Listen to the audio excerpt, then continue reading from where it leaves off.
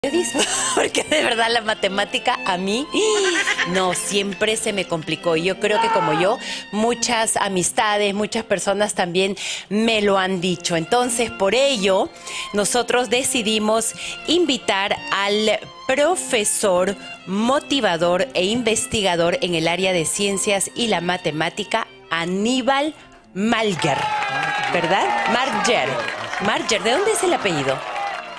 Es un apellido nacional, pero se pronuncia así. Claro. Malger. Sí, Suena sí, así como francés, Malger. Sí, así me han dicho, suena sí, bonito. ¿no? Sí, tengo suerte por eso.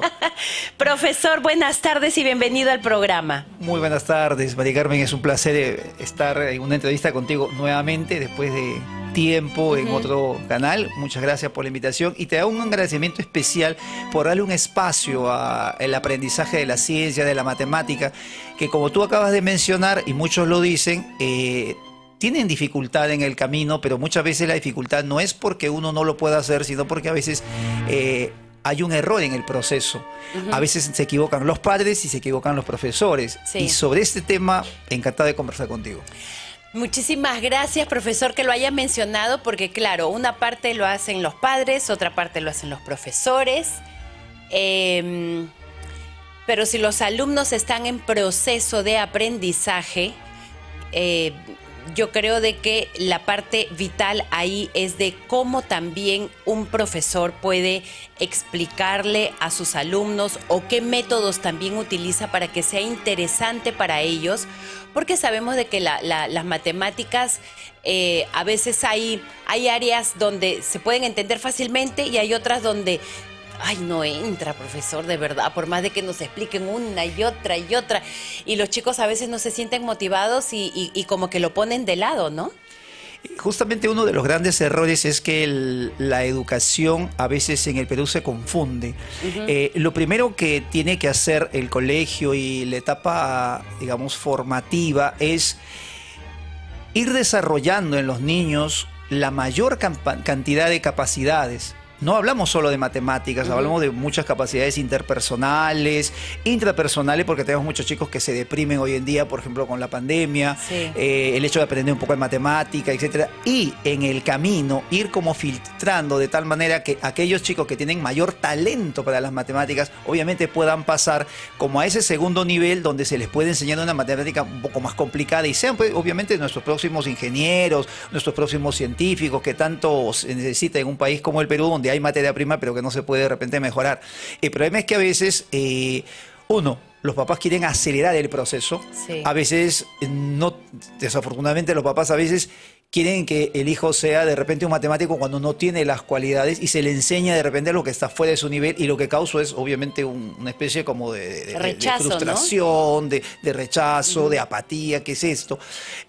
Pero si hubiese ese proceso, creo que los resultados serían otros. Otro tema importante es de que todos podemos aprender matemática y la matemática que a diario utilizamos no tiene que ser tan compleja. Cuando hablo de matemáticas seguramente todos pensamos, de repente integrales, derivadas, cosas complicadas, pero la matemática es lo que hacemos cuando voy al envuelto y resto, sí, cuando voy al banco, ¿no? Y comparo, este banco me da 4,5% y este 5%, eso ya es matemática. Claro. Y a ese nivel creo que todos deberíamos estar felices de aplicar la matemática. Cuando calculo, por ejemplo, cuántos días me faltan o hago de repente una repartición, lo que en el barrio llamamos una chanchita, estamos haciendo matemática. Claro. Pero esa matemática como que a veces no la enfocamos y creemos que esa no es matemática y que solo matemática es lo otro complejo. Y entonces no es cierto. Yo creo que la matemática tiene su parte útil diaria y la otra es esa parte que algunos van a alcanzar. Es como que todas las personas podemos salir a jugar en una cancha deportiva fulbito, pero algunos llegarán pues a la selección y se dan a las ligas internacionales. Las pichangas también. Bueno, ahora está prohibido, pero estamos también y ahí se hace una poco. resta. En las pichangas se hacen restas. Ahí. Tú sí, tú no. A verdad. En todo resta. de la vida en se todo. aplican las matemáticas, señoras y señores. Definitivamente. De todas maneras. Y profesor, ¿cómo se ve el área de la ciencia aquí en nuestro país? ¿Hemos tenido o tenemos de repente alumnos o esas semillitas que en un futuro cercano de repente puedan ir a representarnos, yo no sé, en tantos concursos que se hacen ahora a nivel mundial, o de repente crear algo o trabajar en alguna de estas compañías multinacionales, ¿no? Que los ayuden a ellos también a desarrollarse más? El Perú tiene buenos chicos que han llegado bastante lejos, hay chicos muy talentosos. Mi trabajo particularmente está en aquellos chicos que de repente no son, pues obviamente, seleccionados, porque el Perú tiene una selección para las Olimpiadas de Física, de Matemática, y son pues 10 chicos, ¿no? Pero ¿cuántos miles de chicos hay en nuestro país? Y obviamente los miles no van a prepararse para una Olimpiada, pero sin embargo muchos de ellos sí quieren aprender, y entonces mi trabajo particularmente va a ese universo, a ese grupo de chicos generales como el que yo fui alguna vez, ¿no? O sea, tú y yo hemos estado en el colegio y queremos aprender. De repente no vamos a llegar a una Olimpiada, pero nos gusta, de repente para ejercer una ingeniería o alguna actividad no tengo que pues llegar a niveles tan superlativos, pero tengo que dominar. Y sí se puede, yo creo que hay un proceso, hay técnicas, creo que hay poco trabajo en el aspecto del estudio, cómo hacer que los alumnos aprendan más. Honestamente, creo yo que hay mucho trabajo teórico, hay muchos especialistas que dicen y dan, pero esos teóricos a veces no están en un aula trabajando con los chicos, viendo su reacción. Yo en la mañana ahorita vengo de dictar un poquito con la garganta un poco. Estamos iguales. Estoy dictando en la mañana, tengo mi clase de 8 a 1, así. Justo le dije a los chicos que entren acá a la radio. Claro, tienen que apoyar ahí todo el alumnado. Claro, la bella Mari Carmen, para que pues, ahí nos sigan en las redes. Y me da gusto, por ejemplo, terminamos los problemas, le hago un ejercicio, le hago otro parecido, uno parecido, el otro parecido. Entonces tú ves cómo los chicos van resolviendo y ves que de esa masa de chicos, tenemos 30 chicos, es cierto que a algunos le puede ser más difícil, ves algunas caritas pero tú ves 20 que sí están avanzando, y entonces eso es lo que queremos. Claro. No se trata de que de repente todos al mismo tiempo, cada uno su propio ritmo, que cada vez es un universo, pero qué bonito sentir que la gente puede aprender, que hay chicos que digan, hoy día entendí la clase, profe, ¿por qué se va? ¿Por qué no se queda en la tarde? Y eso creo que es lo bonito, y eso es algo que los profesores debemos, ¿no? Trabajarlo, debemos unirnos también. Hay mucho divorcio a veces entre los profesores, a veces hay un poquito como de recelo, no querer compartir nuestras técnicas, pero yo con honestidad lo comparto. Yo creo que ya tengo varios años, ya estoy de retirada en este campo, y hay que compartir lo que se ha aprendido. Por supuesto, y si alguno de repente, en el caso de usted, ¿no? Hay algún tipo de técnica que le ha ayudado en el camino también para su profesión, ¿por qué no compartirlo? Si lo bonito es justamente es compartir y dar entre sus alumnos ayudar eso, ¿no? a otras personas que lo puedan también hacer, incluso mejor que uno. Claro, por supuesto. A veces no le han visto de repente, o le ven un ángulo que yo no me he dado cuenta, y lo puedan hacer las cosas un poco mejor.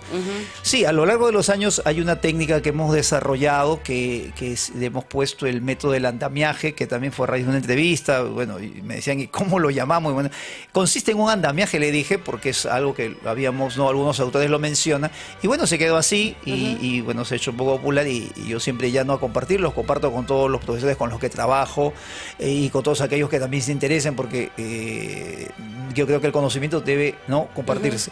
Y irlo mejorando. De repente yo llego hasta un cierto punto, esperamos otra generación de profesores de repente seguir avanzando y mejorarlo un poco más, aplicarlo a otros campos, porque no solo es a la ciencia, puedes aplicar el conocimiento para cualquier rama, y esperemos pues que en algún momento sirva para que los chicos tengan esa felicidad de decir, uy, qué bacán, qué he aprendido, y no diga, porque la mayoría de personas que me encuentro siempre dicen que se han llevado mal con la matemática, no sé por qué. Doctor. Principalmente la mayoría de periodistas, incluyéndome, yo escogimos las letras. No. La productora también se incluye, porque de verdad las matemáticas, lo necesario. Pero yo te cuento, por ejemplo, que yo en el colegio sabía un poco de matemática, no era tan malo en matemática, pero por ejemplo a mí me encargaban también las letras, yo me daba muy bien con la literatura, la historia, me encanta la historia. Pero los profesores que usted tuvo de matemática y todo también fueron buenos profesores. Bueno, tanto así como buenos, buenos no tanto. Siempre hay algunos, ¿no?, que han marcado. Yo recuerdo mucho a mi profesor de álgebra, que se apellida Borja, y no sé si vivirá todavía. Ajá. Nunca más lo he vuelto a ver, pero le mandaré de acá un abrazazo, porque de verdad que avisó que me gusta el álgebra. De ahí me volví un tigre en álgebra. Ajá. Pero tuve excelentes profesores de historia del Perú, universal. O sea, a diferencia de muchos chicos, muchas personas que dicen, yo me dedico a las letras, diferentes carreras, derecho, etcétera, y no me gustaban las matemáticas. Yo diría, no, yo cuando estudiaba, yo sabía matemáticas, pero sí me gustaban las letras, me gustaba el lenguaje, incluso salía a declamar en el colegio. Pero igual, profesor, hay que tener ciertas habilidades, por ejemplo, para el tema de la ciencia y la ciencia y la matemática, ¿no? ¿Qué cualidades tiene que tener uno como para que se le haga más fácil de repente? Como usted estaba mencionando hace un momento, usted tiene alumnos que de repente la captan en una y hay otros que todavía les cuesta un poquito, sin embargo también llegan a ese resultado. Pero ¿qué cualidades o qué características en cuanto al perfil del alumno para ciencias o matemáticas es bueno, es mejor? Bueno, para un chico que quiere estudiar ingeniería, una condición básica para que domine matemáticas es que uno sea bastante ordenado, porque la matemática sigue una lógica, ¿no? Entonces, tengo que estar acostumbrado a seguir reglas. Justo hoy día, yo cuando estaba enseñándole a los chicos, estaba dictando la clase y le digo, hay ciertos pasos que cumplir.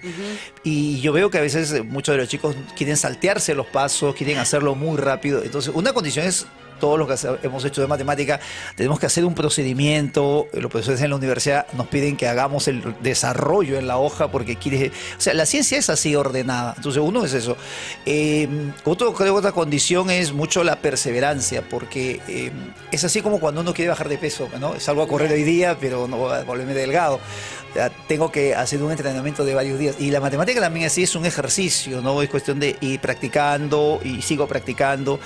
No es algo que uno pues lo aprende una sola vez. Entonces, si algunos chicos estudian una vez un tema, ya hice mi tarea, mamá, ya me voy, ya quiero jugar, ¿no?, un campeonato de Fortnite, obviamente pues con una horita, 15 minutos, es también perseverancia. Y notamos pues que todos los que hemos estudiado ingeniería siempre tenemos ese, ¿no?, como que ese común denominador, ser perseverantes. Esa constante práctica. Sí, ¿no? Es una práctica constante y que nos enseña a enfrentar todas las cosas en la vida, porque por ejemplo, si yo hago un emprendimiento, tengo que ser constante. Claro. Esa constancia ya se queda en tu mente porque tú estás acostumbrado a seguir esa secuencia, no quieres un resultado así inmediato. Entonces, creo que esas dos cualidades por lo menos tendríamos que tener. De hecho, yo soy partidario de que cada uno tiene su propio nivel, donde tenemos que llegar a niveles estratosféricos, pero si hacemos un poquito de ese ejercicio, nos va a gustar, lo vamos a ver, como de repente a mí me gustan un poco las letras, de repente me gusta un poquito la pintura. No soy un pintor, pero un poquito. Sí me gustaría también que la gente diga, me gusta un poco la matemática, qué bacán. No eso de que a mí no me gusta, no, matemática no. Yo no entiendo por qué pasa eso, y a veces el problema es que los profesores que les han enseñado han causado eso. Seguro. Y eso yo le llamo traumas. Sí. Nos han traumado en algún momento en el camino, o de repente, porque tiene que ver mucho también con el carácter del profesor y esos métodos, profesor, que estábamos mencionando, ¿no? Cómo pueden hacerlo interesante para el alumno. Porque si es uno que viene tipo, no sé, pues, yo qué sé, rígido, casi ya militar y así, ¿no? Y no se hace así. ¿No? Claro, entonces yo creo que uno se tensa mucho, que en vez de poder aceptar como tal, o uno poder enseñar, aprender, mejor dicho, causa esto de que evitarlo, ¿no?, en el camino.